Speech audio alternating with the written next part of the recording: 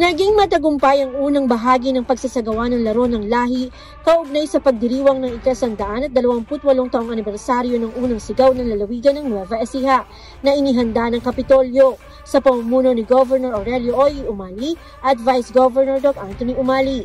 Katuwang ang unang ginang Cherry Umali na pinangasiwaan ng Tourism Office na ginanap sa Talavera National High School nitong August 27, 2024. Pinangunahan ni Tourism Officer Attorney Jose Maria San Pedro ang pagsisimula ng programa.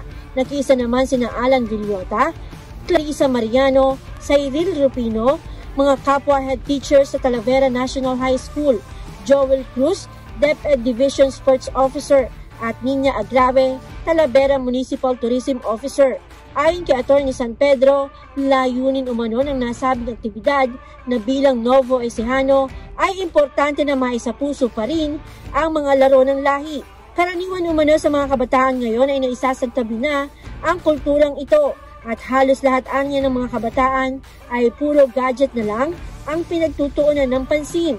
Kaya naman minabuti ni Gov. Oy at dating Congresswoman Cherry Umali na mapabilang sa aktibidad ng unang sigaw ang laro ng lahi. Ito ay upang maging makabuluhan din ang pagdiriwang sa mga kabataang Novo Ecijano. Tayo po bilang mga Novo Ecijano, syempre tayo po kinikilala natin ang ating kinagisnang mga laro. Alam po natin ang ating mga kabataan ngayon ay very sabihin na natin engrossed sa paggamit ng mga digital devices, cellphone, laptop, iPad at iba pa.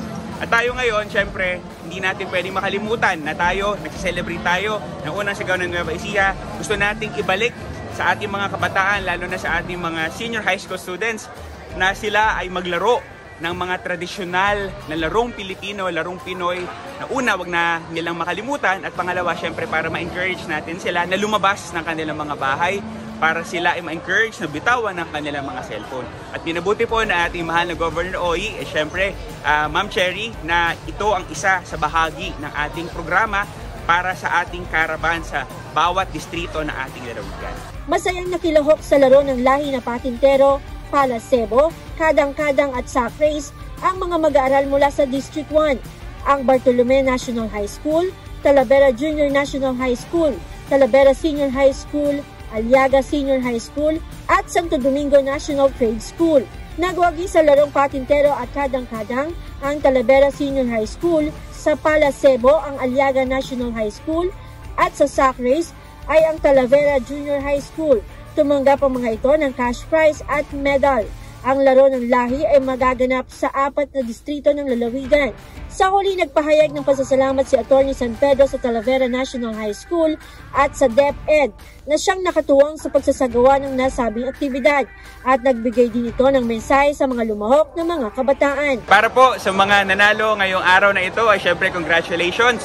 At para naman sa mga hindi nalalo natin mga mag-aaral, better luck next time dahil hopefully po ay maging taon-taon na po na parte ng selebrasyon na unang sigaw ng Nueva Ecija ang ating laro ng lahi. At syempre ito po ay handog sa atin ng pamahalaang panlalawigan ng Nueva Ecija. Syempre sa pamumuno po na ating minamahal na Governor Oy, Vice Gov. Doc Anthony at sa lahat po ng bubuo ng pamahalaang panlalawigan ng Nueva Ecija.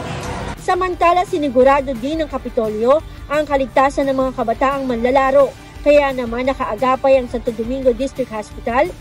Gayon din ipinadala ng Kapitolyo ang mobile kitchen upang maghandog naman ng mainit na sopas sa mga nakiisa sa nasabing aktibidad. Para sa Balitang Nueva Ecija, Maureen Pagaraga nag-uulat. Para sa DWNE Teleradyo, ang inyong kakampi.